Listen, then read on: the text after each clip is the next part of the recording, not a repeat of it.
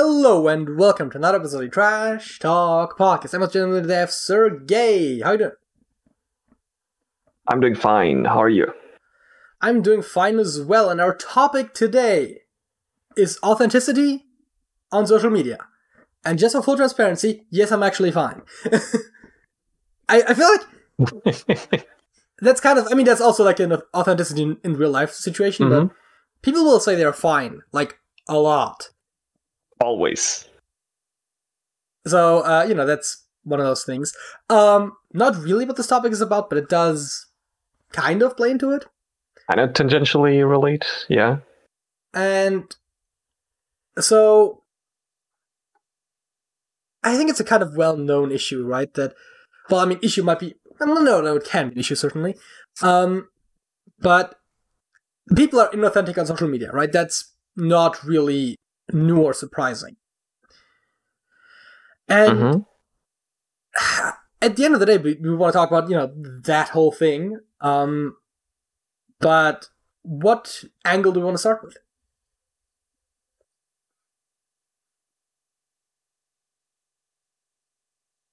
I don't know, is it even possible to really be authentic on social media? So, the obvious... Is it not, physically possible? Because that, obviously, yes. But, will these social media platforms, promote you? Or, is it possible to get a following that way? I guess is more of the question. I guess the first element is that even subconsciously, you're much more likely to share the positive things than the negative ones, right? Because as human beings, I think on some level, we always have that desire to be seen positively, right? So that is going to skew what you post. Even if you're trying to be authentic, right? You'd have to be very aware of that is a bias that you might have. After that, of course, yes, the question is, right, is someone just posting authentically? And that, it's not even just that it skews towards positive oftentimes. It's also that it skews towards extremes oftentimes, right? So... Oh, yeah. You don't post that you're having a regular old boring standard day, right? No one wants to see that. Could you be successful with that? I don't think you would be successful because of that. But if you are already well known outside of social media, then, or on another social media, even if you're a YouTuber, you could still have a Twitter that's very authentic, for example. It's certainly possible because... Oh, yeah, yeah. Because you build followers from your existing followership, the problem then is that if you are already famous, whether that be internet famous or traditionally famous, there's a lot more scrutiny on you. Which means that if you post everything about yourself, first of all, privacy is a concern, obviously, always. But then it's also just that whenever you have those thoughts, right, call it shower thoughts, if you will, right, just a sudden idea, and you post about it to tell your followers, I just had this idea, and then someone's first of all, you're not the first person to have this idea. Second of all, it's actually a really stupid idea because X, Y, and Z. And it's yeah. And it's the good case. Yeah, they're gonna cancel you over it if it's a particularly bad take. Yeah. And it's difficult. It also we have to consider what we talked about before with people that are genuinely ignorant about something. Posting something that sounds a lot like something that someone with bad intentions would say. But asking an innocent question effectively, and then being dogpiled for it, right? The whole why is it? The example that always comes to mind is the one I've seen, and I remember it less every time I retell it. But basically, the question was, why is it bad to say all lives matter, right? Because inherently, that's a very innocuous slogan, and you really have to understand the dynamics of the Black Lives Matter movement, and then the counter movement effectively being the All Lives Matter thing, where the specific intent of the phrase was to diminish Black Lives Matter. And so people from All Lives Matter would, well, it's not really a group, and that's, but like those kinds of people would then say like, oh, why is it bad to say all lives matter? Don't you agree that all lives matter, right? Because it's a very defensible take in the literal words that it uses. But then other people that just don't know what's going on will also ask, why is it bad to say all lives matter? And those will be caught in the crossfire. Like, genuinely, yeah. And so that is a fairly harmless thing. And so it's almost dangerous just to be out of the loop. And so being very authentic on social media comes with those pitfalls almost necessarily, right? You'll post something that maybe isn't seen as appropriate because you just don't know any better. And sure, there will be people that will correct you in a friendly manner, but there'll also be those that will try to go after you for it, and usually they don't come alone, right? Like, if someone's outraged about your post, like, they'll show it to other people, which, I mean, helps drive attention, but also... Mob mentality is scary. Yeah. And brigading is bad, you know? Mm-hmm.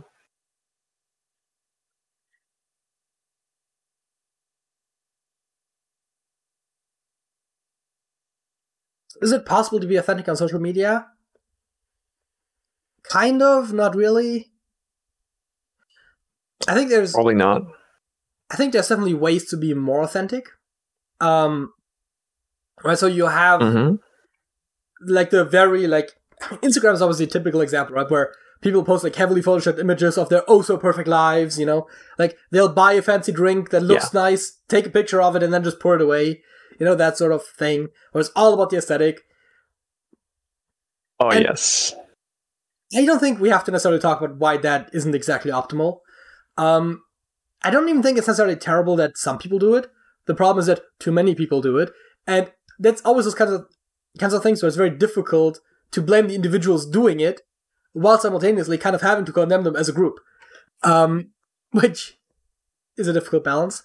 But there are people that are more authentic than that at the very least, right?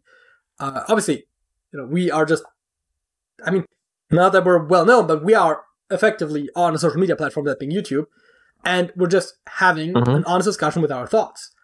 I mean, we do select the topics that we talk about. Yes. Mostly for if we have something to say about it, but, you know, it wouldn't be the first time that we said that, oh, maybe this topic's not appropriate, right? Like, that has happened. Although, I think if you look at our video catalog, you'll see that that line is maybe not where other people will put it. But so, yeah, even that is a little skewed, right? We know what we're going to talk about ahead of time, but at the end of the day, we are fairly authentic still, right? We're not actively disingenuous. It's just somewhat selective, maybe. Yeah. This is where we learn that Sergej actually constantly lies on the podcast. By not saying anything, yes. Yeah, no, but like, so there is kind of that line, and for example, another field that maybe isn't as relatable, but that I personally have spent a lot of time in is like the language learning community, right? And so you have people that will go on about like how, you know, oh, I learned a language in a week or whatever, like that sort of clearly bullshit stuff. Yeah. Or at the very least, very misleadingly worded. There have been some where it was like, okay, sure, right? You learn to have a basic conversation in Spanish once you were already fluent in Italian, sure, right? Is it learning a language in 1 week? Debatable. But yeah, anyways, right, there's that sort of thing. And then there are some people that just have channels about them learning languages with like all the ups and downs that come with it. And so there are ways of doing it, right, where it is a lot more authentic, right, if you also show the failures. And that doesn't necessarily mean that you... Also arguably more useful to the audience. Yes.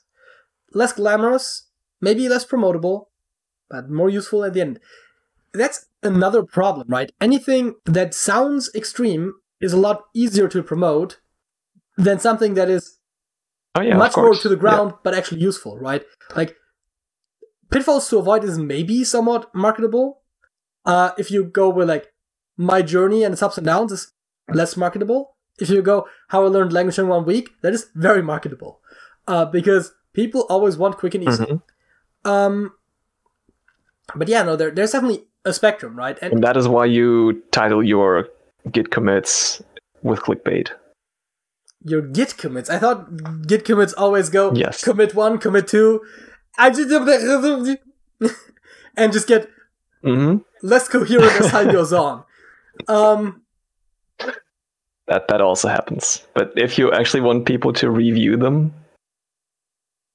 just clickbait them. I mean, sometimes you have to, like if you're in a company, you have to get your commits approved until they're merged into the main branch. Yep. You know, the worst part about programming is when you have to work with other people. Like, I get it, right? Like, I get why that's important. And that is so true. But like, working with other people's code sucks, and having to like actually commentate your code and write like intelligible commit messages is also terrible. Also, commenting your own code is still useful even if you're not working with someone, because 5 years later you're not going to remember what you were doing. Even if you're very certain that's like the far future. You know for a fact that if the code works, you're still going to use it in 5 years. Yes. But you're not going to remember how it works like even 5 months later. I mean, I was intentionally making an extreme case, but yeah, I mean, probably. I mean, I always love that, like, oh, the code is self-explanatory. It's like, is it? Are you sure?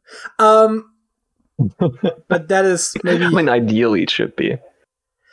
But it's much, much harder than it sounds like. That is getting a little bit away, and I want to actually make a point that we haven't talked about before, but is kind of interesting. I mean, no, you're fine. I mean, obviously, we let things get away from us. I'm much more guilty of it generally than you are. In this case, I wanted to talk about... Do you remember Facebook? Oh, yes. So, there is actually a difference between social media and social networks. Now, Facebook initially was about friends and family. Well, I mean, initially it was about co-eds because it was for college. But, students. Yeah. But it is about friends and family, right? You have Facebook friends, and when you post something, you share it with those friends. That's it, right? It doesn't go public. You don't post publicly to the world. I mean, these days you do, but I think historically that's not how Facebook worked. Never used Facebook, never been a big fan, but that idea, right? I have recently been forced to create a Meta account. Oh, Oculus? Just to be able to use my VR headset. Yes. Yeah. It's horrible. That's a whole other can of worms that we could get into at some point, but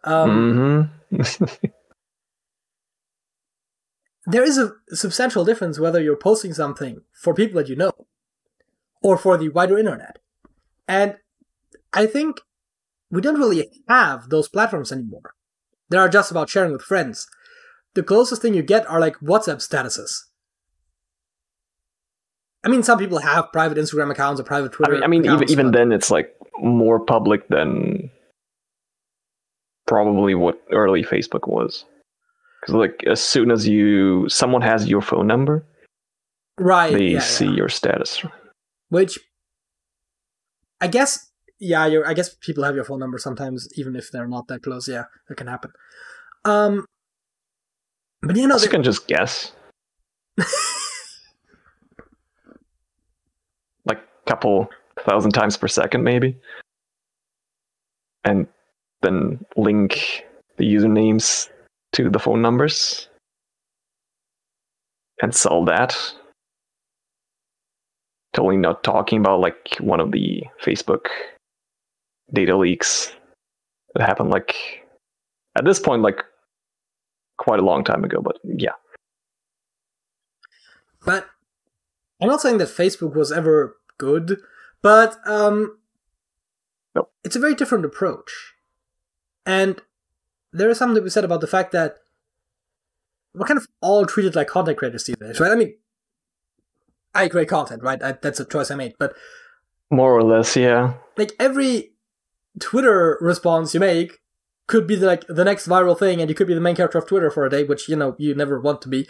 But it's that thing where we're always performing for, general audiences when we're on the internet. That just used to not be the case. I think two things that come to mind for that are, A, kind of the disappearance of usernames. I mean, they do still, especially on Twitter, I guess they do still exist, but so many people just use their names online. That's weird, right? I'm not the only one who thinks that's weird. And then the other one is just that everything you do is basically public, right? Because back in the day, you would have Facebook, where you had your friends and family, and then if you posted on a forum, you would have a username. And some people would have the same username across websites, so if you knew them online, you might know them on multiple sites. Other people would use different usernames for every website. Either way, you were, well, technically not anonymous, you were pseudonymous, which means you were known under a pseudonym. But, I didn't know that was a thing. Anonymous, technically, you're very rarely totally anonymous. Even if you're on 4chan, there's usually an IP address attached, so that is still effectively a pseudonym. Yeah.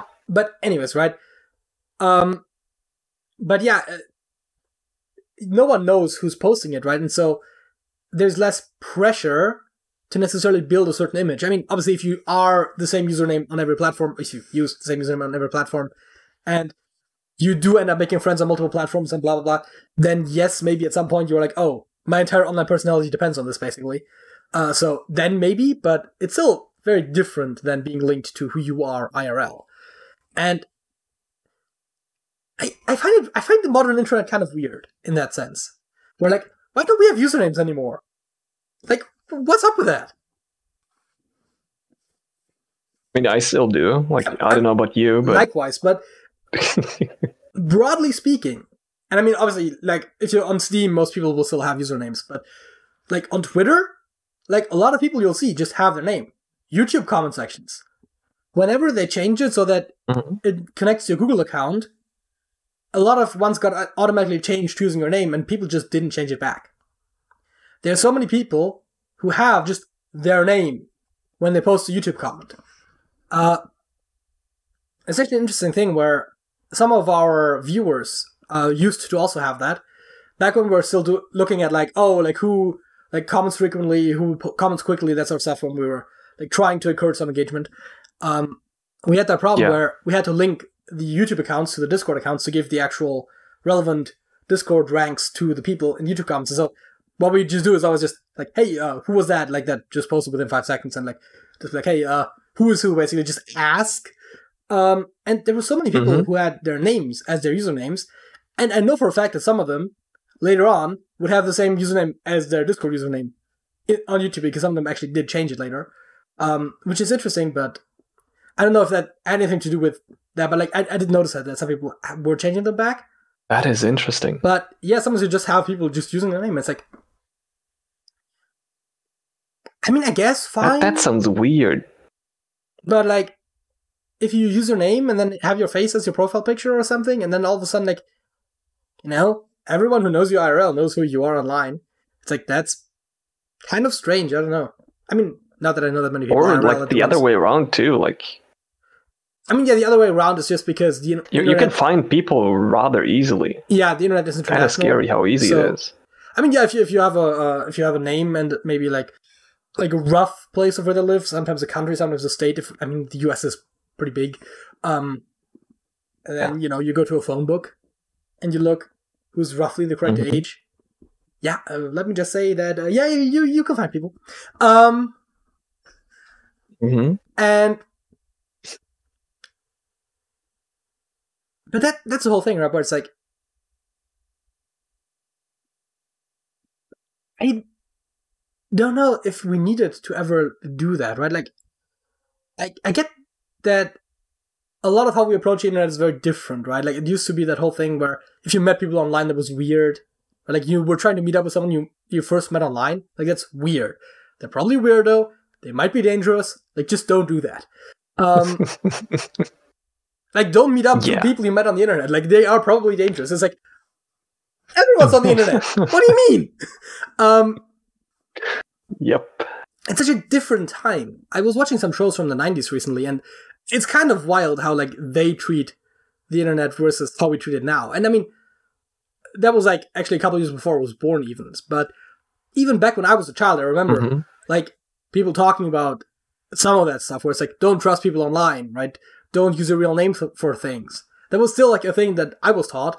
We once had a guy who came to our school, who was like holding some sort of like seminar over like online security, who was actually advising people to make Facebook accounts with fake names and then to like delete their account and make a new one like every 2 years or so.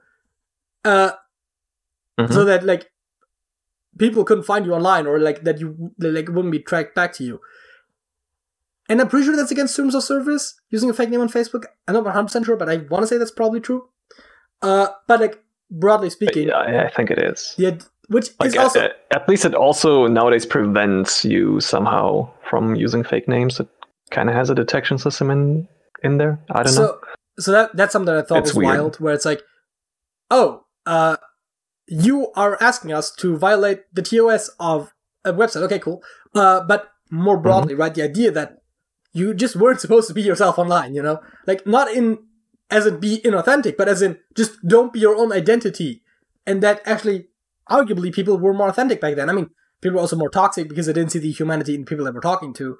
But I'm not saying it was perfect, but I do think we should go back to usernames. Like, that's a thing. I mean, the whole I totally agree. I am a big proponent of online privacy, and we're kind of moving away from that. Yeah, I still think quite a lot. One of the worst trends about the sort of new era of the internet. I mean, the consolidation and like everyone using their real names. Those are probably the two things where I'm like, I don't know about this. The consolidation is probably the real problem, but that's outside of scope of this topic, arguably.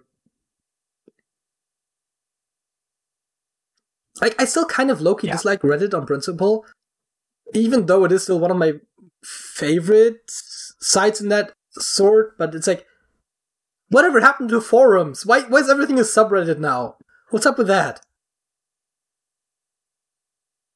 I don't like forums. Not at all. I like forums. I do think there are some advantages to forums over subreddits. Actually, there are probably... It's easier to have like actual conversations on them, but like if you're just like I guess like short discussions or like broadcasting your thoughts, I think subreddits are much more effective. Yeah, I think one of the things that I noticed that Reddit is effectively missing is the possibility of replying to multiple people at once, right? Where in a forum, you just quote whomever you're replying to and put the replies under the quotes, and then you can just answer all the questions at once. And you can kind of do that by just making a top-level comment, but they're not necessarily going to see it, right? Because no one's looking for that. If they posted something, they're expecting you to reply to them in the replies. And you can tag them as well. That might work. But like then other third-party people will not necessarily see that. The point is not designed for that, but at the same time, that does allow you to cut out conversations that are not relevant to what you're looking for. So it's a trade-off. I can see that. I'm just saying that everything is like a Discord community or a subreddit, and that's kind of also not great. Although the Discord communities are in some ways closer to forums, but also further because you don't have like that detailed threads. You can do the thing where you're like reply to people, kind of. Although the actual reply feature only lets you reply to one, but that's besides the point. I don't know, right? I kind of miss forums. I don't think it has anything to do with the topic at hand, really, but I do kind of miss forums. I mean, they do still exist, broadly speaking, but I feel like they're not as used anymore, and they're just not as core to what the internet is anymore. I mean, honestly, I might also be kind of biased against forums, because the most I've interacted with forums is like for programming, when I search for like an issue, and it's really hard to find solutions on forums.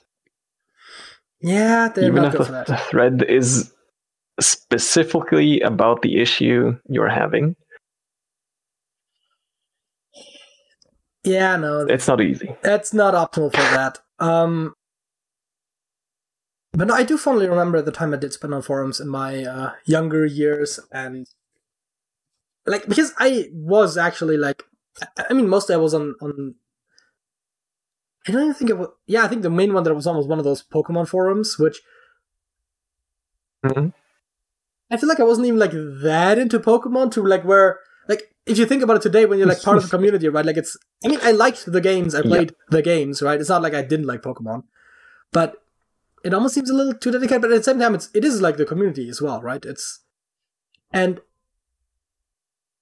you know, I don't know. I do remember those fondly, and that is something that, you know, just doesn't really have as much anymore.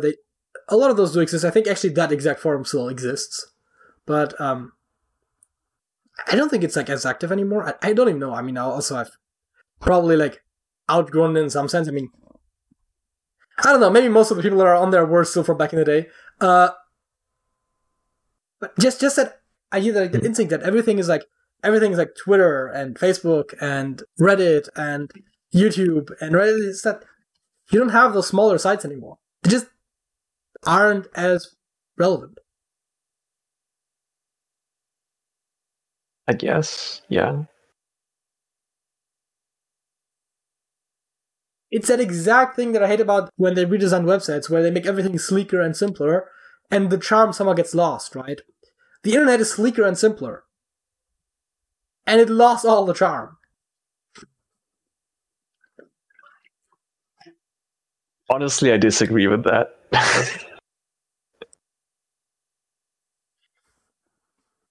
I can see like bare bones websites being better in some use cases. And by that, I mean like websites with barely any CSS. Yeah. It's just mainly text. But that's what I'm talking about with like sleeker designs. I'm talking about like rounded edges and like not labeling your buttons and, you know, stuff like that. It's like fucking hell. No, I generally like that more. Yeah, I know. There's like maybe 1 in 1,000 cases where I prefer the older designs. I mean, it's also that thing where like I almost always prefer the previous design, but it's not like I would ever want to go back like a decade. So I can kind of see. Mm-hmm. I mean, some of it is also just habits, but I do think there are sometimes cases where there's. I'm getting way off topic again. Do we want to move on to the next thing? What is the next thing? Facts? Yeah, sure. Facts. Sergej? Facts. Yes. Okay, let's go with this one. It's not really a fact, but like, have you heard of everynoise.com? I have not. Okay, so it's you know those maps of like keywords where if they're close together they're like related, and like far apart they're like less related to each other. Yes. Like word clusters thingies. I don't know how they're actually called. So everynoise.com is such a thing for like basically all the genres of music. Oh yeah, I think I've music. You say yes? I have heard of that. I was just thinking when you said that, like there was a website that does it with music. Yeah, I didn't remember that it was called that, but yeah. No, Yeah. And it's kind of fun to like, and like if you click on like one of the genres, you can like listen to a song that kind of represents it. And you can like deep dive into the genres. Like if you like click on like the arrow next to it, you can look at all the bands that do music in this genre and stuff like that. And like even deeper, you can look into like all the songs from a band, whatever. Like it's kind of interesting to like just click around there. I highly recommend you to check it out. I do remember the site where they were just like you enter like an artist, I think, and then it like has like other artists surrounded and like that are like related, and that was kind of a web thing. I don't know if it's the exact same one, but it sounds something. That might be a feature here too. I haven't used that one. We looked at one of those in that feature in my knowledge-based systems course, you know. So. Mm-hmm. You think I actually went to college for this sort of stuff? Yep. Yeah, that is a cool thing to share, I guess. Is that everything you want to say about that, or do you have anything else to add? Basically, there's also like this radio thingy where you just, if you're in like a genre, you can click on the radio thingy. I think it's called scan, or whatever reason. I don't know. It's kind of misleading, the name, and it will just play like random songs from this genre or artist, or if you're on the main map, it will just basically play whatever. Okay. So, my fact of the week. I'm not sure how much of this I'm gonna necessarily be telling you that you didn't know, but I still think it's interesting. So, you're Russian, right? And yeah, you are a native speaker of the Russian language, and you are thereby also familiar with its script, the Cyrillic alphabet, or I guess in this case we are specifically looking at the Russian alphabet, although, yeah. I mean, the Cyrillic alphabet, broadly speaking, contains more letters than just the Russian one, because other Cyrillic languages use characters that don't exist in Russian, blah, blah, blah. I'm looking specifically at the Russian one because it's what I was interested in, but... So, there's some things that I noticed that are kind of weird, and I just wanted to point out, right? Now, we all know that Russian cursive is kind of, well, cursed, but... Russian italics? Totally is. Like, what's up with that, right? Like... Okay, so, Russian, right? And you look at, I mean, we all know, right, like in, like our little A, and then the italicized A, that's the same in the Latin script as well. It looks very different, but we're kind of used to it, right? So that's not weird to me, right? The B's look the same, the V looks quite different, but okay, vaguely the same shape. Yeah? This looks completely different. This is like an S-looking thing, right? Freaking duh looks like the freaking Icelandic D. I think it actually makes a D sound Icelandic. But like also like the column left to that also looks completely different. That's the cursive. So okay, italics obviously for writing, cursive being handwriting. Looks like a Latin D, which okay, sure, I don't see why, but sure, right? It makes a D sound, it looks like a D. I can get behind it, I can probably read that. But the lowercase is so cursed. It makes a D sound. It's dumb. What's up with that? Right? Okay. You know there are some. You don't know how many times I've read stuff wrong in Russian, and then like subsequently after reading stuff in Russian for a bit, reading stuff wrong in like other languages. It's so bad. Okay, you know, sure doesn't look exactly the same, but. Like, I can get behind that because that's easier to write than actually, like, adding a line down the middle after the fact. Sure, right? Fine. The Z, the lowercase one, looks like a Latin cursive Z, rather than a smaller version of the regular letter, like the freaking the italicized and the regular ones. I can still see that. Right? Like, that still makes sense. Yeah, I guess, right? Why does a lowercase I look like a freaking Latin U when it's italicized? And both of them look like a U in cursive. So that's actually what started this one. I was looking, of all things, at the Wikipedia page for Law and Order, right? The franchise to be specific, but they have foreign adaptations, right? There is Law and Order UK. Yeah. Okay, straightforward. Paris Enquête Criminelle. Okay, sure, right? Can get behind that. And then there's the Russian one, which is just Law and Order, but in Russian. And then the exact zero title, I think they have SVU and Criminal Intent, doesn't matter. And I'm like, what? I'm like, this isn't Russian. There's some letters in here that I don't even know, right? Like, I know the Russian alphabet. Like, those letters don't exist. Why is there a U in there? What happened, right? And so, the times were italicized, right? That's what it was. And like, what is a U doing in there? Right? Like, it's an I. Okay, it's an I. Okay, the Wait till you see the T. The cursive L's look like lambdas. That's fine. They actually look like that as well sometimes on posters. Like, you'll actually see, like, regular Russian block letters use those. That's fine. Yeah. It's just an alternate writing of the letter. I don't know why there has to be two. And honestly, I don't know why this one exists. Like, just use the lambda one. This looks way too much like a P. Yeah. Like, the P is down here, right? It looks the exact same except that it doesn't have that, like, little hook at the end. Like, those are very similar looking letters. Mm-hmm. This one is different. Why don't you just use that? Whatever, okay. Actually, this does look very similar to the M when cursive, but that happens with a lot of cursives that, like, multiple letters end up looking the same. And frankly, there are much worse problems with cursive writing in general. Okay, you know, I can get behind this. The P and R, they look a little similar, the lowercase ones, but this one goes, like, lower, it goes under the line. That's like a very distinctive thing when you're actually writing on lines, so fair enough. The T. Why is the lowercase t It's the most cursed an M?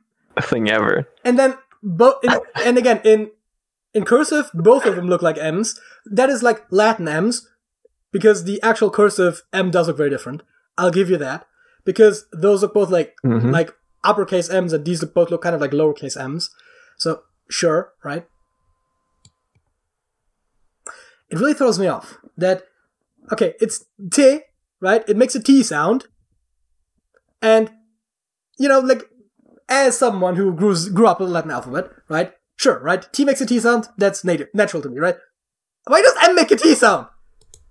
Like, it's not even like that's generally the lowercase letter, it's just in italics. Yes. Like, those look nothing alike. I mean, again, the two A's also look fairly distinct, and it's just not upsetting me because I'm used to it. But, like, what? I don't know. K, U, F, yeah. And it throws me off sometimes too. The ts, in my opinion, is a little rounder than it needs to be, making it look a lot like ch. But then again, I confuse those sometimes anyway, so whatever, right? Those are fine. Okay, I think we're actually at the end. I think we went through all of the, like, particularly egregious ones, but yeah. Like, the cursive letters looking different from block letters is normal. It happens in every language. Yeah. Goddamn it, Old German cursive is wild. But, you know, like, fine. But some of the lowercase letters just completely changing how they look in italics? Like, that's weird. Like, what is this cursed bullshit? Also, something that I noticed that is completely unrelated. They have examples. And while I had it pulled up while you were talking about your fact, I noticed this. I just find it funny. It says God, and then translation is year. Yeah. It's probably like God. Yeah, no, it does actually sound like, right, because you do have the white O, so it does actually sound like God. Yeah. God. Yeah. I mean, yeah, the D is a more shorter, abrupt sound, but it's like, it means year. That's funny. I know, like, that happens all the time, that, like, one word in a language sounds like another word in a different language that means something completely different. It's not. Yeah. But, you know, so some of that stuff does, in fact, have me shook. Anyways. I know. Listen, right? I knew that wasn't right. I was just trying to be funny, okay? Yes, okay. But, yeah, fair enough. I mean, the cursive D having the lowercase one look like a Latin G is one that threw me off, like, before. But, like, the T is, when I saw that, I was like, oh, God. Right? Like, I already thought it was Fact of the Week worthy when the lowercase I looked like a U. In italics, and then both cases in. I'm also pretty cursive. sure I showed you the T one before, Maybe. where I've had a word that had both an M and a T in it, and had you guess what letters. I don't remember that. I do what the remember us letters were. talking about the G, like the looking like a G. I do remember talking about that, but like some of the shit is It wild. might have been all. Yes, it could also have been Alex. Which I was asked thinking this. that because he was learning Russian long before I ever started that, Yes. and you definitely were talking about that. But yeah, but it definitely was at your place. That I do know. yeah, no, I think I was there while you were doing it, but at that time I didn't know any Cyrillic, so I would have been pretty useless there. I'm pretty sure you have shown me some things at that point as well, but I don't remember any of it because to me, like, none of that looked like anything that I knew anyways. Yeah, it was useless information. Yeah. Yeah. So well, yeah, no. Just fact of the week, Cyrillic, kind of wild. It really is. And then it gets Still even throws weirder me off sometimes. when you see something in a language other than Russian. Well, I mean, in my case, other than Russian, that isn't Cyrillic, and all of a sudden you're like, wait, what is that letter? And it's like they just have an extra letter that just doesn't exist in Russian. I mean, probably the one that I've seen the most sort of recently is the decimal I, as it were, which is just the Latin I, which happens, for example, in Ukrainian. Wait, decimal I? They call it decimal. Well, it's does called that even decimal mean? I, but it's basically just a Latin I. It's just with Okay. a dot over it. Yeah, okay, yeah. It is referred to as the decimal I. At least Wikipedia has once told me that. But Okay. the point being, right? Like that one, also kind of weird to see in the middle of a otherwise Russian-looking word. I mean, I know it's just Cyrillic, but like. And then obviously they have it also with two dots, which I think is yi, which Russian does not actually have a letter for.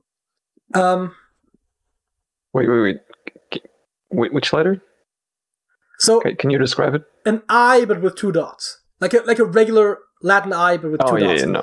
And that makes in Ukrainian that makes a yi sound, as in Ji basically, or short I, whatever, like how you would want to transfer. Not a thing. Russian. It's like. But, I mean, yeah, no, it's not a thing. I mean, the regular I with a dot actually used to be a thing in Russian. We didn't quite get that as far down on that page that I was looking at, but there are former Russian letters, some of which are also quite wild. Oh. You know what? I kind of have to show those. Not the I, that's kind of boring, but alphabet. Right, I'm still zoomed in. Let me hide the contents. And go back. Okay, letters eliminated. In 1917-18, right, we have I. Fairly basic. We have this thing, which apparently is like y, which looks like a soft sign with a line through it, I guess. This detail-looking motherfucker, which is the exact same as this phi-looking motherfucker, which both make a F sound, so like whatever. This looks like a V, but actually does make an E or Y sound. But then the letters that were eliminated before 1750, some of which are still found to this day in Church Slavonic, are like really wild, okay? Latin S. Yeah. Okay, sure, whatever. This motherfucker, like, what the fuck even is that? What? It's like a 3 with a chevron on it and like a little snake tail at the bottom or something. Okay, this is Psi, the Greek letter Psi. This is Omega, the Greek letter Omega. Okay, sure, right. This alien-looking thing, like, it looks like it's straight out of what was the thing called War of the Worlds, right? Where the Martians have like those three-legged War of the Worlds by Orson Welles. Oh yeah, yeah. Where they have the those three-legged war machines. Kind of similar to that. I distinctly remember seeing that letter in Keep Talking and Nobody Explodes.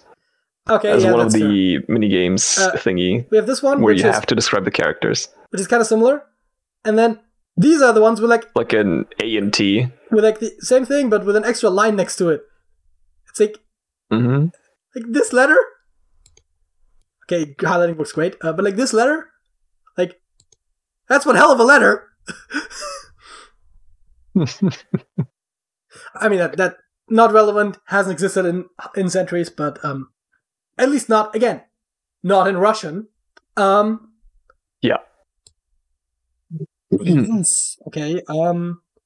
Disappearance, blah, blah, blah, blah. I believe it's still in Inter-Slavic. Okay, that's interesting. Related letters and other similar characters. Great. Does it actually say that it's used anywhere still? Because I thought it was... Little use and big use or use are letters in the Cyrillic script represented by two common Slavonic nasal vowels in the early Cyrillic and Glagolitic alphabet. Each can occur in iotated form, which is with a line, formed as ligatures with the decimal I. See, it's called the decimal I, as I was saying. Other use letters are blended use, closed little use, and iotated closed little use. Okay, yeah. Doesn't say it anywhere here, but I'm pretty sure they're used in Church Slavonic. Does it somewhere? Does it actually have? Should have maybe go look for alphabet, huh? Church. Bleh. Church I swear I can type Slavonic alphabet. No, it doesn't. That doesn't seem to have a page. Is there a text sample in here somewhere? I thought I had seen them. I thought they still used those characters. Maybe I'm wrong. I can't find it, but I find it doesn't really matter. Church Slavonic weird language. Haven't really. I've read over bits and pieces of the Wikipedia article before, but not necessarily something I'm specifically interested in. But I mean, it's basically like Latin but for Russians. Okay, so you know. Yeah.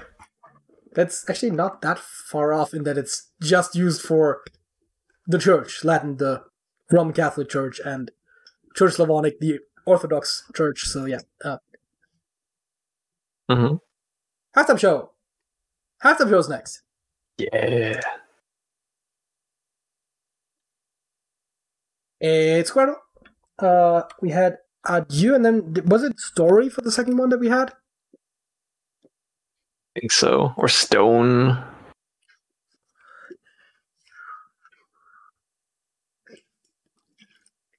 Oh, that Man, that second row though, huh? already limits it.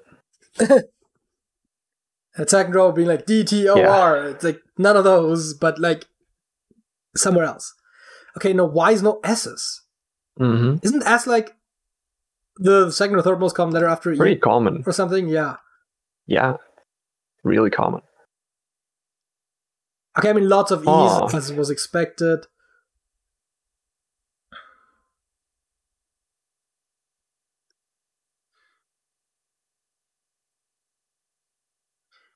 And we did hit that I.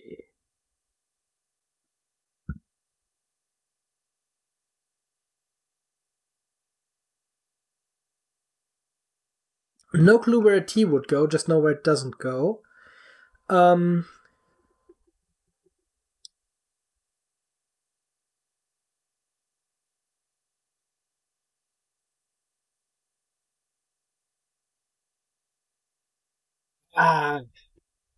letter off. I thought I had something really good. I was thinking emits, right? Tests for... I mean, we know there's an E in the first row and it's not going to be where the I is. But there could be one here. Yeah. Then testing I for the row. And then M we haven't tested at all. And T needs to be somewhere. Unless it's up there, it's got to be somewhere down here. So actually having like emit would have been useful. But emits with an S is kind of terrible because no S's.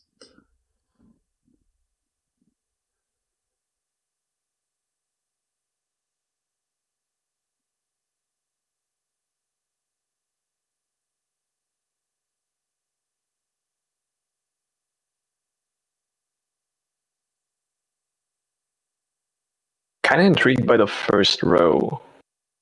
First row has to have a D, has to have an E, and a U. Oh, right. We have like 4 to 5 letters, huh? Just not exactly in the order. And the D can't go in first. This looks like it would be an E. D can't go there, U can't go there. So it's either E or the entirely unknown letter. And also there's already two E's pointing at it.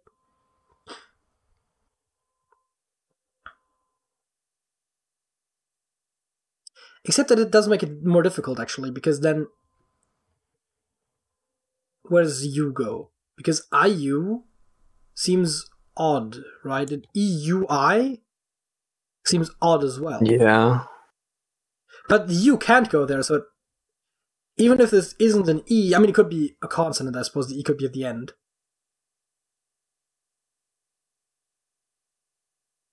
But it still want the U there, right? That's kind of weird. UE, EU. I mean, what does happen if I put the U there? Then I have to put the D there, right? Just out of curiosity, right? What does that give us? Ewiud, Iriad, Etiad, Epiad, Epiad, I guess it could also be Ediad, Efiad, Egiad, Egiad, Ahiad, Agiad, Akiad, Eliad, Aziad, Axiad, Akiad, Eviad, Ebiud, Enniad, Emiud. Seems unlikely. In which case,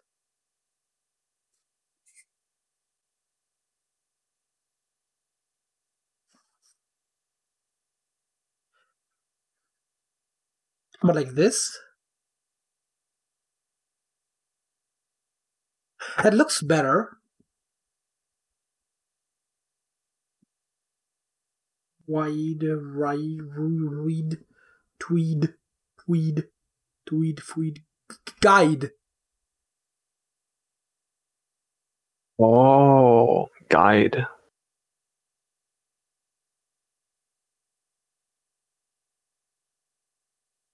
Yeah, that works. I think that might be the only word that fits. So I think your fascination is justified, evidently. Yeah. Also, that does put an O. I mean, okay, we knew pretty much that the O was going to be one of these two. Because it can't be here anyways. Mm-hmm. And I mean, it could have been up top, obviously, before, but having 4 vowels seemed unlikely. Okay, that doesn't really help that much then. I is still up in the air. The R is pretty much anywhere either. The E in the first column now can't be in first position, but that's not that helpful. So our other hints, sadly, are not much more helpful because of this. But it is kind of wild that we might already have a word. Yeah. Although it also wouldn't be the first thing that we thought that and then didn't. Yes. All right. So what do we want to test for? Probably a P somewhere. Okay, yes.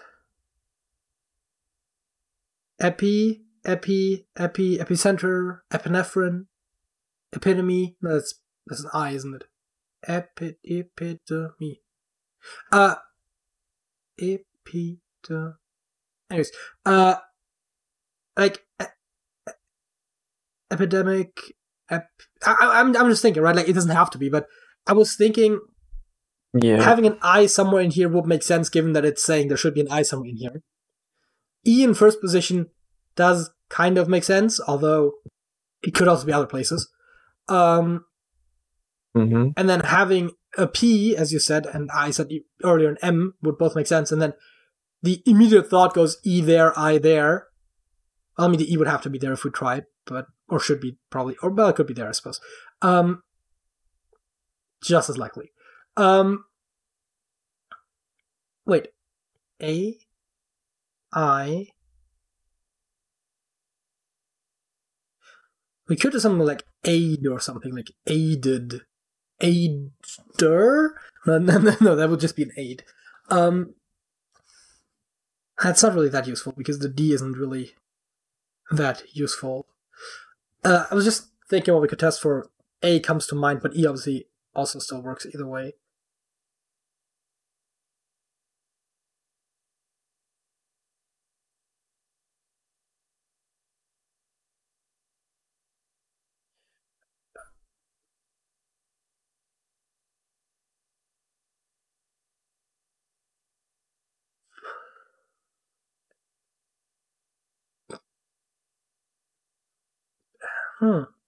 No.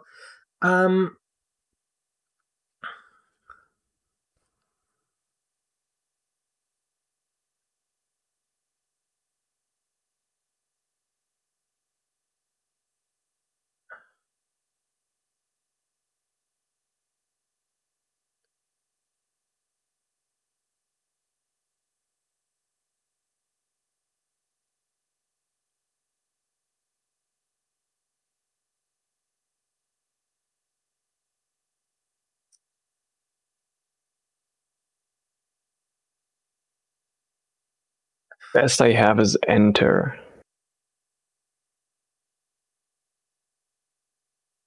Tests for both the E's has an R in the spot where it could or couldn't be either way. Has an N that we haven't tested for. Has a T in a spot that we wanted to maybe test. Yeah, that isn't actually terrible.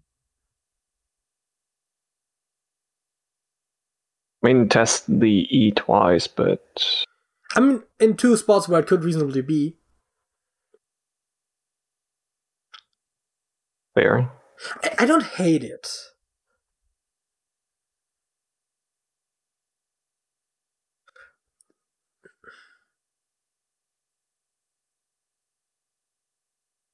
Yeah, yes, we could try that. We found an N. That's a lot of orange. Mm-hmm. Something tells me it might be INE in the middle column.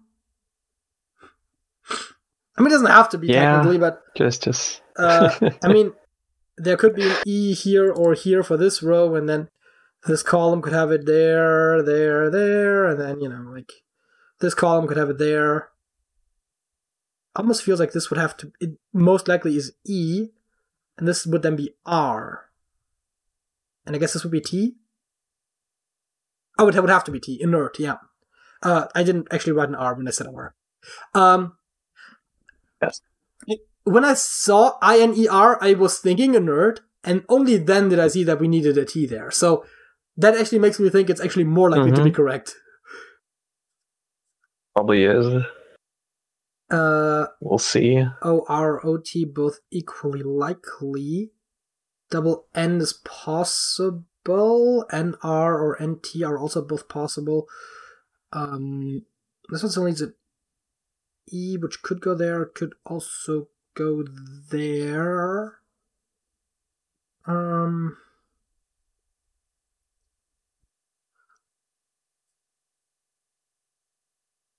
I do like inert there. Doesn't really help us that much, though. It's always a problem, right? You get a word and you're like, oh, this is fun that we have that, but also it doesn't really help us with anything else.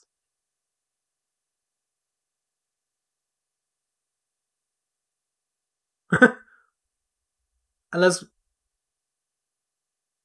well, not right now, but unless we want to try enter again, basically. I mean, we could not there. Nah, not there. That would be stupid. But like, we could try it at the bottom. We have E's pointing down. We have an N pointing down.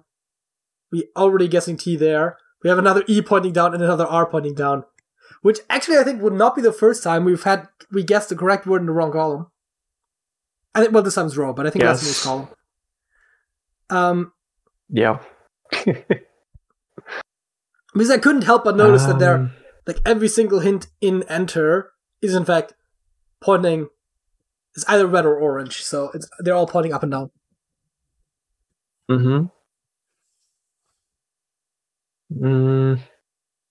Also not helpful right now. Where did I say?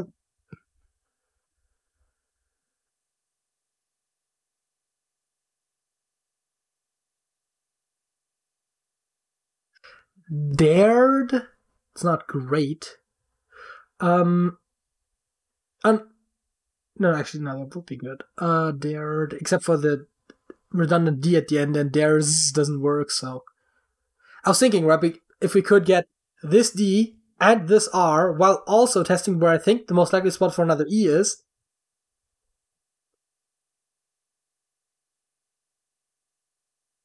But then it would have to be either dare or dire, and then, I guess, dared. Dired isn't even a word. Dire will be spelled differently.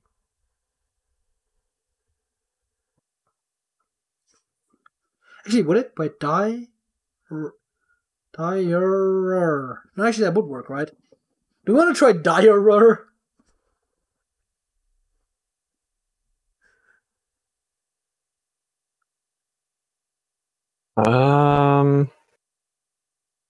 I honestly would prefer if we could test for an O in the second column.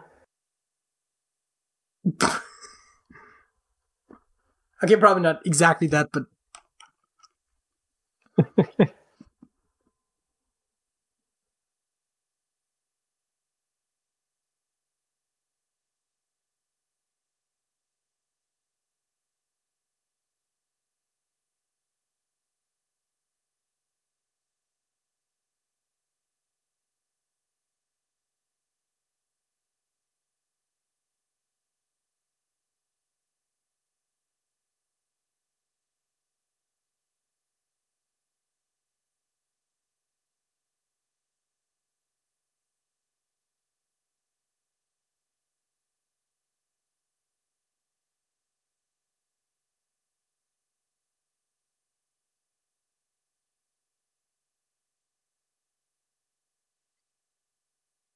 Bored.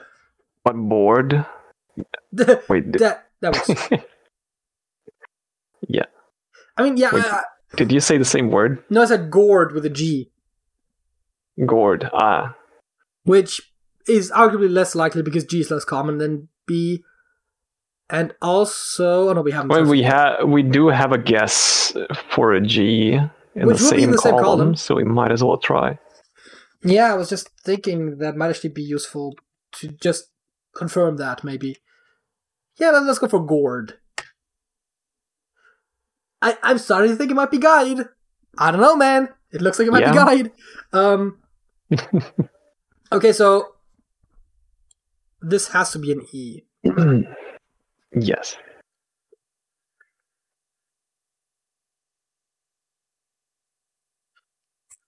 This one's still 50-50.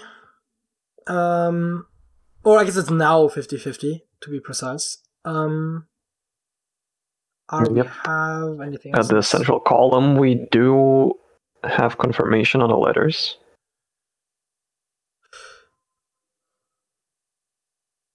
Yeah. So I was correct with it being inert. Yep.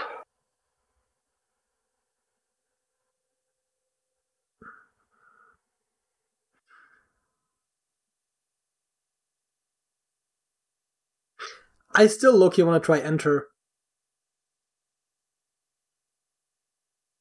It could technically be correct for... Well, it could almost be correct for the column, and it could definitely be correct for the row.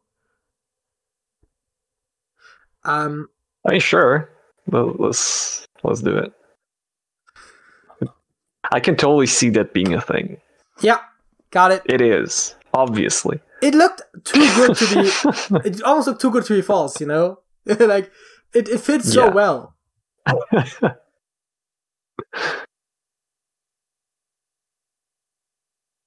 Oh no, we have all the letters we needed for this one. This is mildly annoying. This one still needs a D somewhere, by which I mean exactly there, guaranteed, because yes, it can't be in this column. So this is either, eider,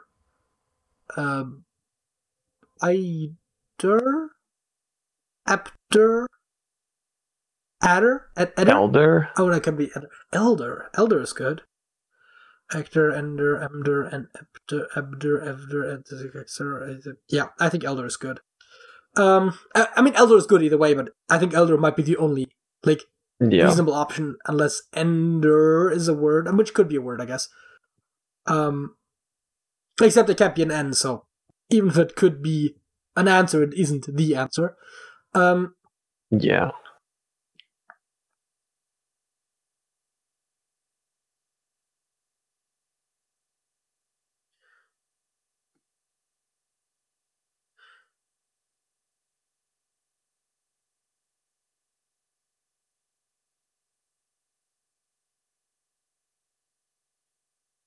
I mean, we pretty much know this one is guide, which almost makes it not worth guessing. Mm-hmm. It says it's E. This one still needs an... The middle row still needs an I. Either goes right here, making this union, or goes here, making this something I'd, which, come to think of it, sounds weird. Starting to think this is...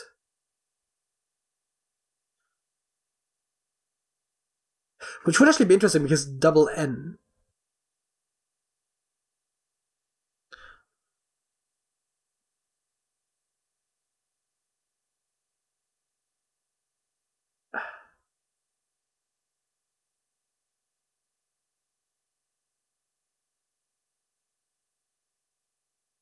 And this one also still needs an N, actually.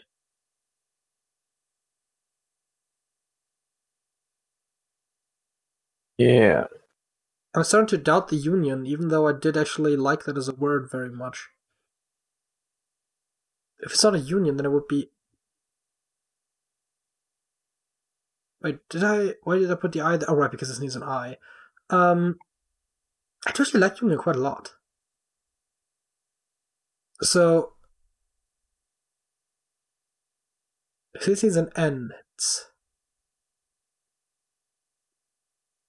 Is it fiend? Maybe? Yeah.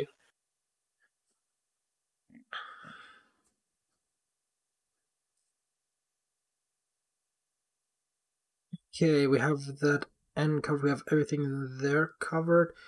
This one has its E and R, this one has its R, I mean it's green, opposite. This one still needs an A.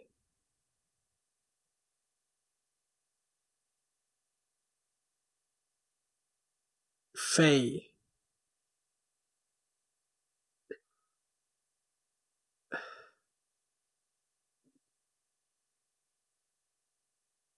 Anal, anal, anil, anal.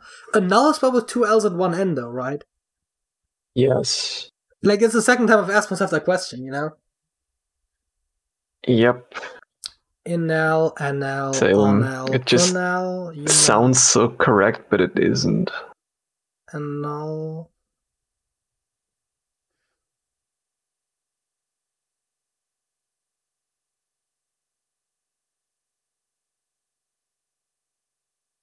Because what is it? If we put an A here, what happens, right? Like A or is it aort? As in to do something pertaining to the aorta? Like what is it?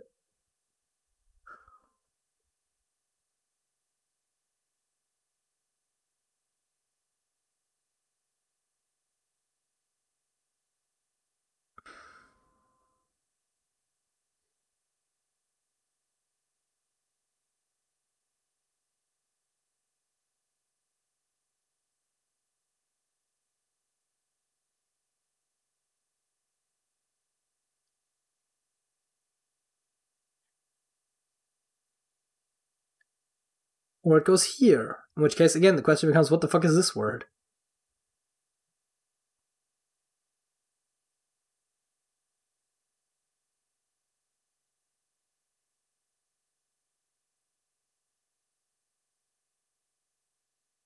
And either way, what in the world is the first column? Like, is it another option other than fiend? Assuming that my guess about the N is correct, which admittedly it doesn't have to be. It could be over here, the N.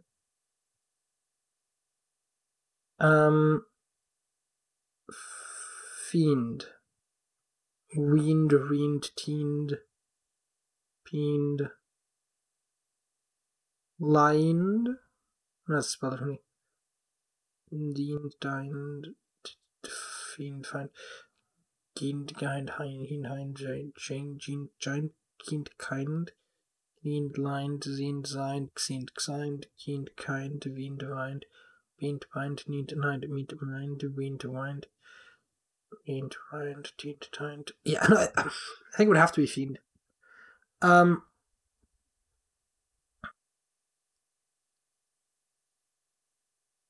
Neared, needed, neeft, neeked, night,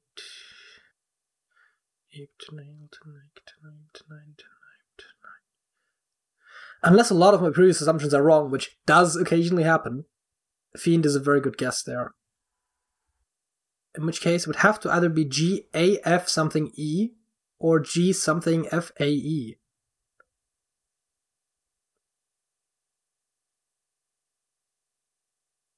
And it almost feels like that one has to be a vowel, which makes you think it might be an A, but then if it is G-A-F, what can we even put there, right? Because it's not going to be what Gaffney, Gaffree, Gaffree, Gaffty, Gaffp, Gaffgy, Gaffhe, Gaffg, Gaffkey, Gaffly, Gaffme, Gaffney, Gaffb, Gaffv, Gaffkey, Gaffxi, Gaffzi, Gaffwe, Gaffkey, Gaffee, Gaffe. Well, yeah, that's also the other question, but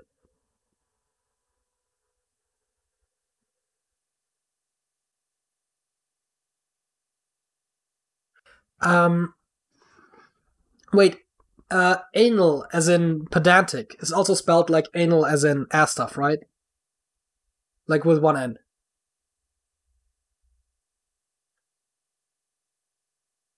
I'm not sure what you're talking about. You know when someone is pedantic and you can say that they're anal? Like they're very detail-oriented, like overly so. They're a pedant, if you will. Like, same word root as analytical? Or analysis? Or... I guess, yeah. I'm not sure I'm familiar with that word. So you would say it's one N. Yeah.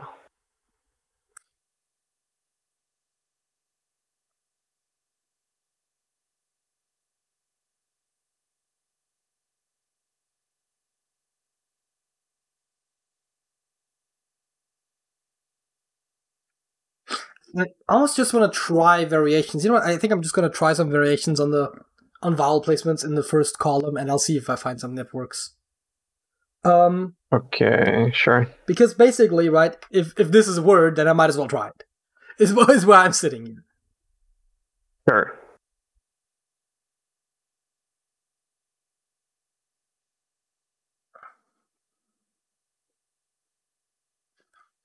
That is not even legal, but yeah. Yeah, fair enough. Gaffo, that actually sounds almost plausible. O as the start of a word, I love it. Yeah.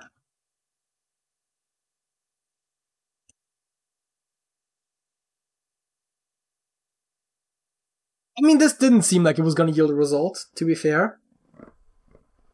Yeah, I kind of doubt the fiend. Like... Okay, we doubt the fiend, so it's not an F. And then the other question, I mean, okay, let's put it this way, right? This is kind of what we had. Yeah. Now, I do quite like unions, but... I do not. not in this... Come on, squirrel. Unionize people! Collective bargaining! Okay, yeah, no, but if it's not, then... Well, I mean, wait. I would like to not be ionized. That would be quite preferable. Unionized. Okay, actually, there doesn't have to be an N here at all, because we already have an N down there. Wait, did I assume there had to be another N here? Is that... Oh, no, wait. I didn't know. Is that the whole thing? Did I completely get stuck because I thought there had to be another N here somewhere? Maybe. um. Okay, there has... Oh, no, wait. There has to be an N here somewhere, though. Either in here or there. Which is what I said before. I just had additional letters when I said that. So it could end in end, which would be very reasonable. Or it could end in something else. That was a very insightful comment. That is an N. I could have... It still doesn't really work, does it? We'd almost have to have the A there. Or there. Mm-hmm. If we... I'm trying to think, right? So the first column needs an A. And if I put a vowel here, that doesn't really make good words, right? If I put an N there, we have a similar situation as we have with fiend, right? Where if I put an A there, it's going to give us a bunch of words that don't exist, I think. Like Gant, Gamp, Gank. Actually, Gank exists, but without the E, I'm pretty sure. And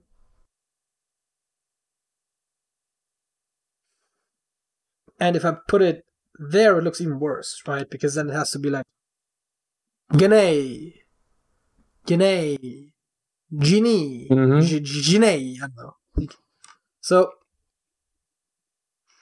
we need an A somewhere.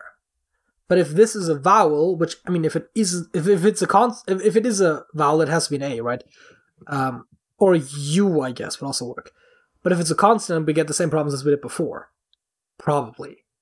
So, I mean, if this is an A, then we know where the N and I go in the row, and that does not look like a word to me. Right, we need an I and an N, so it would be A, I, E, N, D. Aind. Okay, that does sound off. Oh, I remember how I went about this. I said the I could go here, and that's how I came up with fiend. Because then this one says union. I never thought there had to be an extra N, but if the I goes there, then this says union. Right? Yeah. And so if we say that doesn't work, then the other option is the I goes there. Which I wasn't a big fan of, because that feels much more German than English to me. Yeah. And that necessitates the N goes into the first spot. Which brings us back to the thing where I have to put an A either there or there, and I can't come up with a word that works. Alternatively, the N goes there, which then leaves the I there, and we're back to where we were, and then it's probably fiend, right?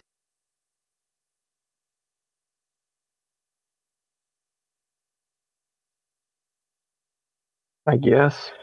Which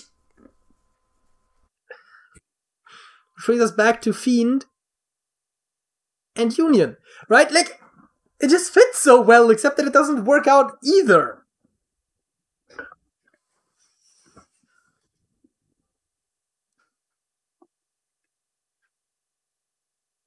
Is there a chance that we got guide wrong? Okay, let's put it this way, right? All three letters have to be there. They could just be in a different order. Okay, the D is certain. Right, the D is certain. So it could be U-guide. Could be U-guide. Right, because it has to have a G and a U in there. So it's basically guaranteed to be guide.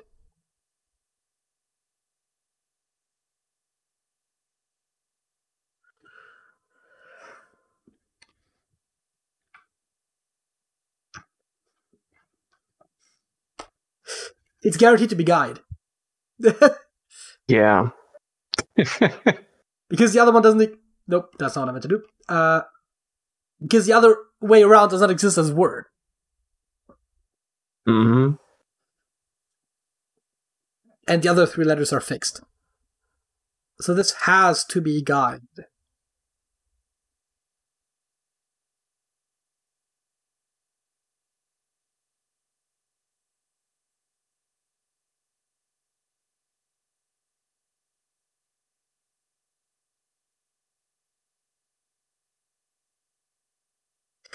And N really doesn't lend itself to being followed by 3 vowels.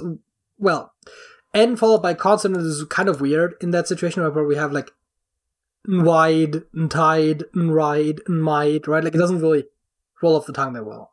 So this would have to be a consonant. So it would have to be a U or an A if this is EID. Which is weird, because then we'd have nade, wide. I don't know, right? Like that also seems wrong. So I'm fairly certain almost that it would have to be N, I, except wait, it doesn't have to be N, I. It could be like that, right? Mm-hmm. I don't think it's necessarily better, but nived, naived, neared, nired. That isn't even loud. No, it's not loud either. Nyiped, niled, nimed, nibed, nived, niked, next, nided, niled, nide, knifed. So that seems unlikely. Neaved, needed, neeped, needled, neemed, neebed, neeved, neeked, neefed, need, neeged, neeved. Which...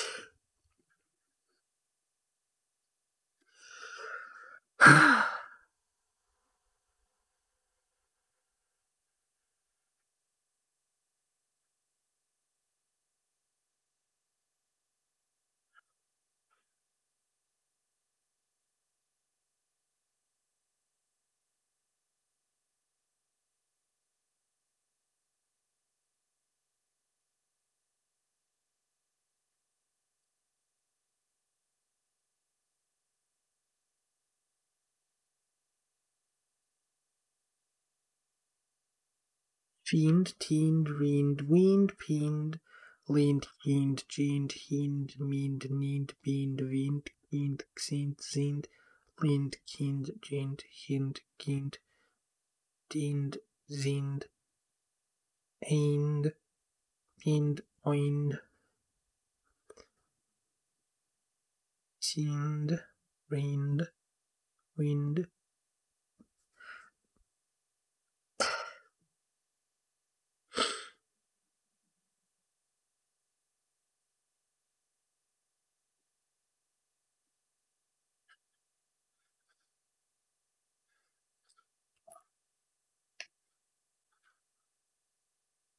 What did I say? Geift?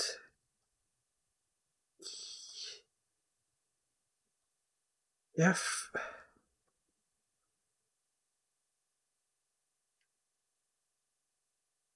Gaff!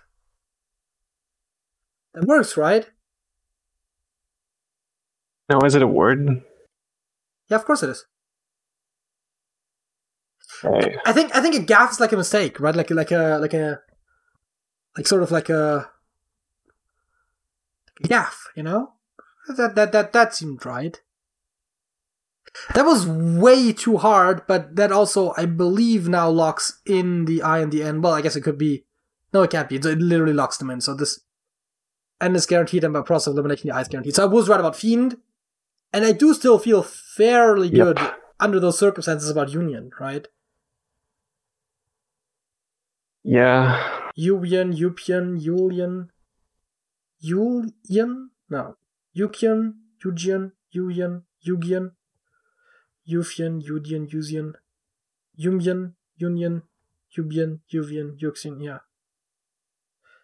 So I guess I'll just try that, or do I? No, I don't, because the U and the I are locked in.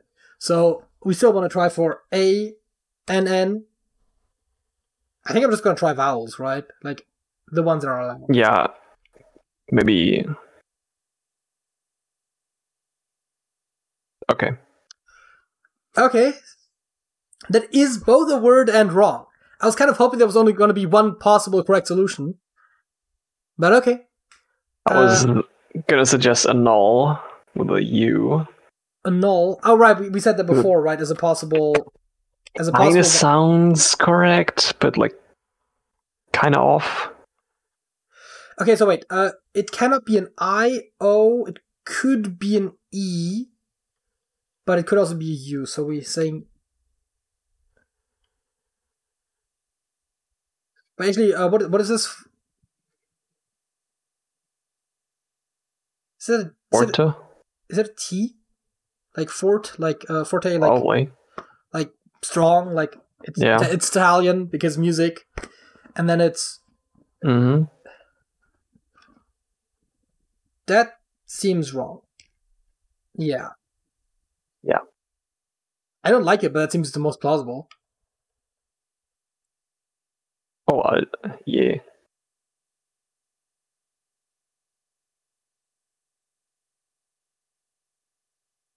Huh. So is the T wrong?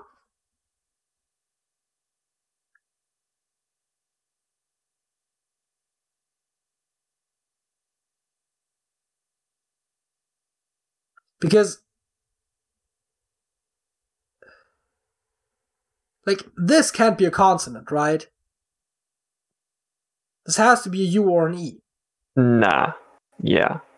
Because A, N, N consonant L seems like an absolute abomination, and D consonant NT doesn't exactly. I mean, so the T is wrong. Yeah. We said we prefer U. I think so. Like, what other option do we have? Not a word. Could have been Forge would have worked.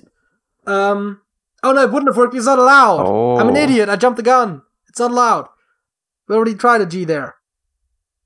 Oh, yes. I felt so smart. The column too. How about force? Oh. And dunce. On dunce. Like we are! For not coming up with these words! Yes. I was so loud that I heard my own echo.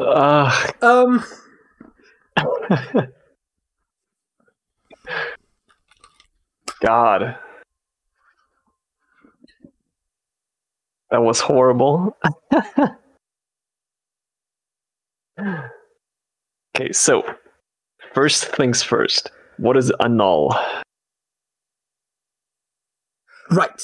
So we had guide, annul, fiend, force, enter, gaff. To make or declare void or invalid. So it is how annul is spelled. Not double L and single N.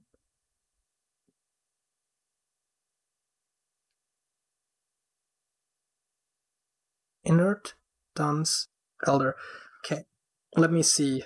What if I do annul? Actually, that does look wrong. Yes. Yeah, it automatically redirects to annul the way we spell it in the quiz. And yes. A gaff is defined as a clumsy social error, a faux pas. That's, a blatant mistake or misjudgment, a social or awkward, tactless act.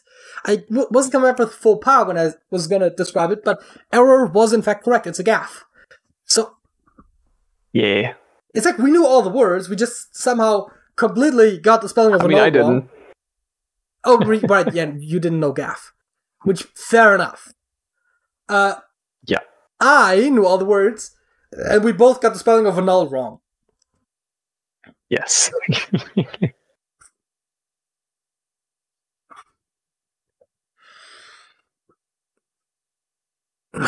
Which explains a lot, honestly.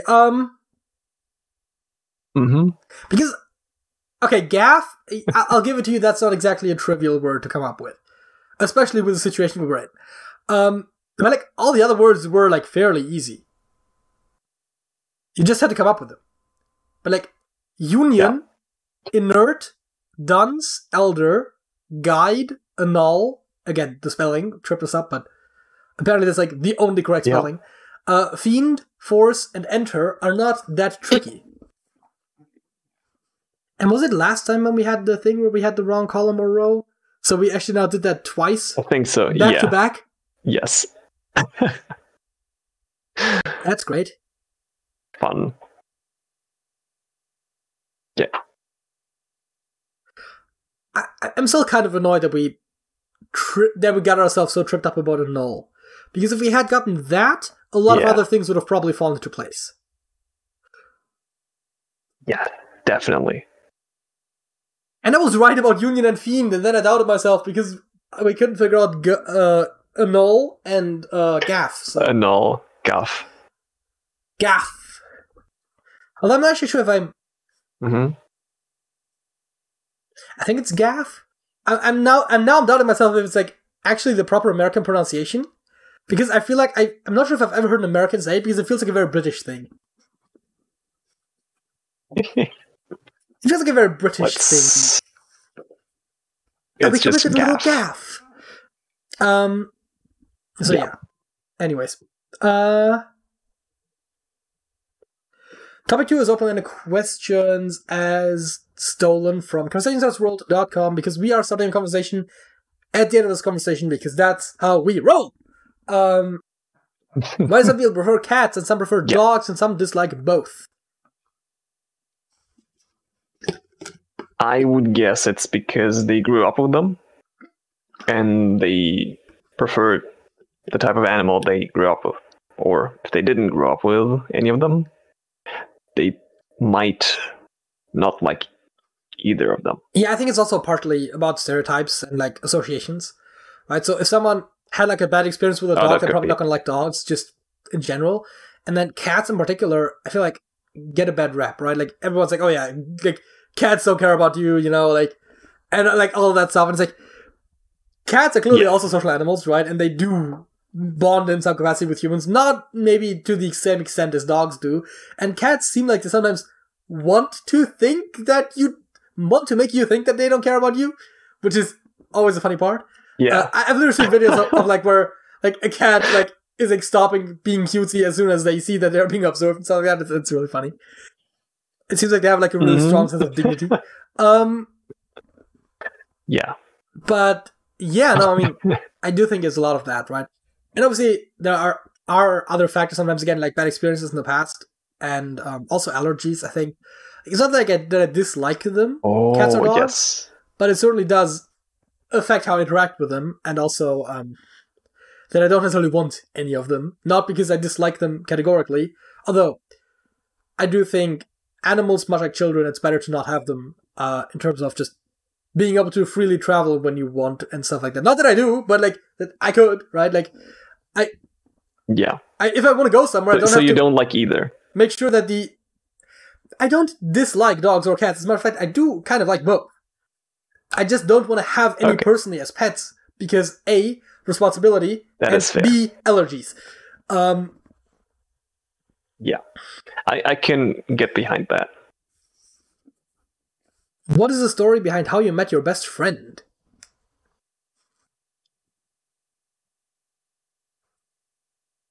I think it's just like school. Yeah.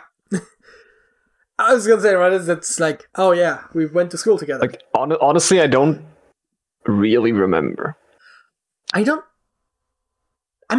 particularly remember either. I know Joe and I had a mutual friend at first before we became friends, so that's certainly part of it.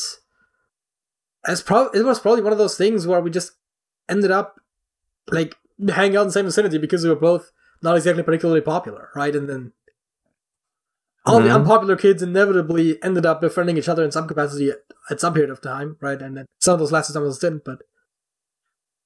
Yeah. I can relate to that. When does scientific research become unethical? Oh, God.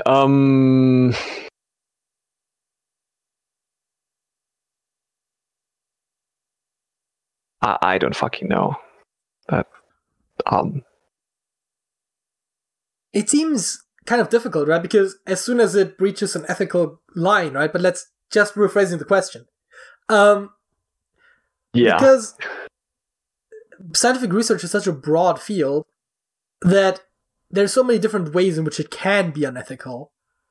I mean, you could make the argument, depending on what kind of ethics you adhere to, that as long as the benefits derived from the research outweigh the downsides to doing the research is it is ethical, which is a much broader stance than is generally taken. I will say that. But you could say that, and then that would get you into a lot of dubious situations, right? Like human experimentation that can kill people because if it's successful, it could save many more, right? Like that sort of stuff becomes... So, I think there's a reason why scientific ethic rules have been made up by like large bodies of people over centuries, because it's not exactly a trivial question. Human experimentation is always a bit dubious, especially when it's dangerous. I do think that, especially when humans are involved, consent is something that matters a lot. I mean, you can do a lot of things just by thinking about it through the lens of consent, right? Because if you agree to be part of the experiment, then you could almost say it could be almost as bad as it can get, theoretically, as long as the person agrees to it. Like, yes. I'm not saying it is, like, that is definitely where I would draw the line, because you probably want to still put some things off limits, but in theory, that can clear a lot of things. That's also... But you'd also have to, like, kind of, like, have something against coercion. Obviously, I mean, when we even talk, with consent. When we talk about consent, we generally... Yeah. Coercion and other things are factors of it. Obviously, consent oftentimes assumes, like, freely given.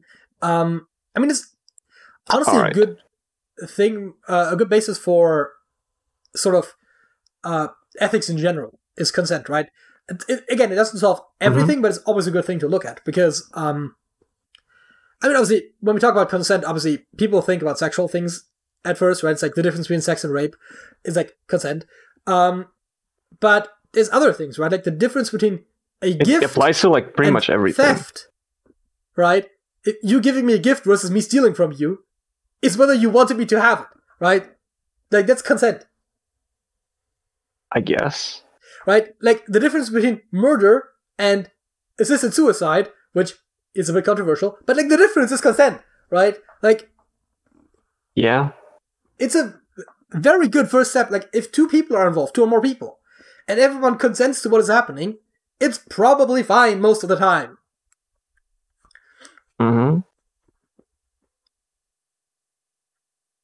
What would happen during the best day imaginable? I mean, that's just a question of list all good things, right? Like hypothetical good things, right? Like, that's, like, world peace, cure for cancer, as a matter of fact, cure for all known illnesses. You know, hey, throw in immortality for the mix, right? Like, yeah. We just finished science, you know? We finished our tech tree in science. We just do it all. We know everything, right? I mean, that's boring as fuck, but, like...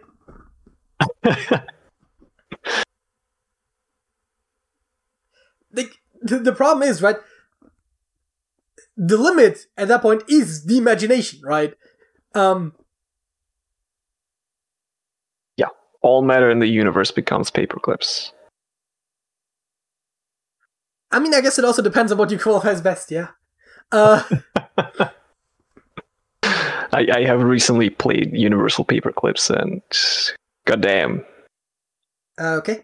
I only know it as a hypothetical, okay, but, yeah. Yeah. It's a fun clicker game. Also pretty short, which I like. It does have an end that you can reach within, like, I don't know, like under 10 hours, even if you don't even try. Okay. Congratulations, the entire universe is now paperclips. You've won, but at what cost? Also, it has, like, a lot of game mechanics, which I did not expect. Because I only heard about the story of it.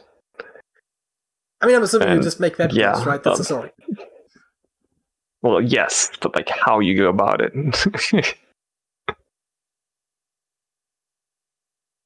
What makes a song catchy? Let's finish it there. Because that is a good lead into the next. Sure. Yeah.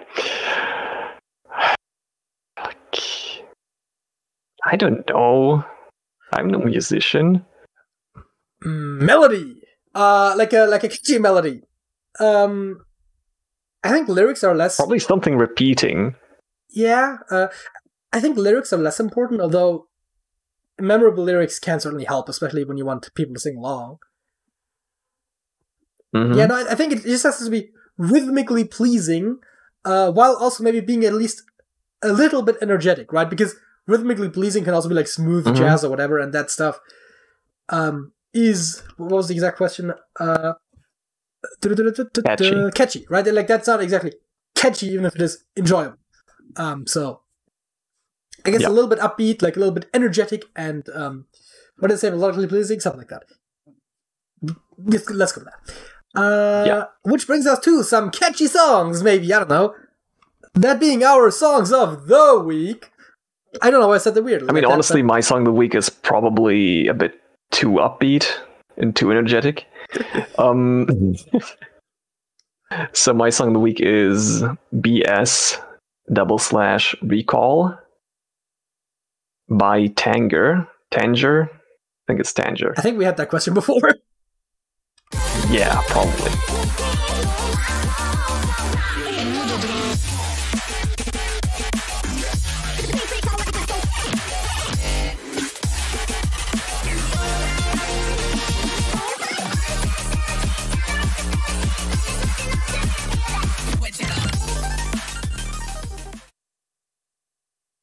But yeah, as you might have heard, it's a remix of quite a few songs. Yes, I definitely heard that. Have been, quite influential on the Beat Saber community. Which I'm obviously not very only in the familiar year with. 2022. Yes, obviously, very. This section alone has like 9 different songs, or like songs, I guess, music pieces, whatever, in it, and the whole thing has like 55. So, you know what I really don't like is electro music. Techno music, I think is what it was called. Techno music or dubstep or EDM or whatever they call it these days. Which is like all the same thing, right? Like, it's not just me, right? That's all the same thing. Anyways, electro music, not really my thing. So, totally fair. So that song is also not my thing, is what I was getting. Yeah. Anything else you wanted to say about that, except that it's the Beat Saber remake of 2022?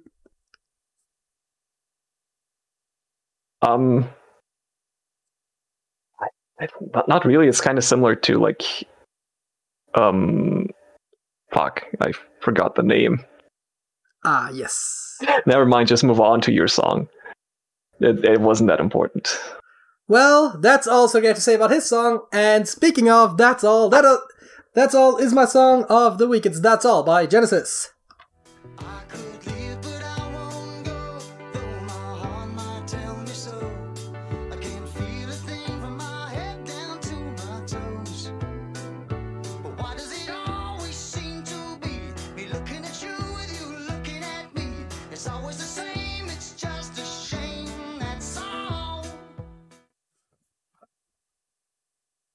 The contrast couldn't be more pronounced. See, this is catchy. Actually, there are catchier songs out there, but it's like, again, this is kind of on the... It's definitely rhythmically pleasing. Is it energetic enough to be catchy? Kind of. It's on the edge. Doubtful, yeah. Yeah, I mean, it's a song that I like. I haven't used a Genesis song in forever. I think I used a Phil Collins song, so that's kind of the same thing, but like, in the entirety, like, I have all of the clips from when I made Song of the Week segments, and every single one of those does not contain a single song by Genesis. Because I'll have all of them, I know that. Now, back when we inserted them in post, sometimes Alex would make them, so maybe back then. So I can't guarantee that I haven't had a Genesis song since we played Songs of the Week within the episode, but I can guarantee that at the very least, I haven't had one since we played them live. As in, we had the canvas in the bottom and we were listening to it. Yeah, it's an older song that I like, right? That's not much to say about that. And that's all for this week's episode of the Trash Talk Podcast. If you like this episode, give it a thumbs up. If you want to see more episodes like this, then subscribe if you haven't already. If you have something to say, leave a comment below, or you can message us directly on Discord. Link to the server is in the description below. Sergej! That's it. That's it.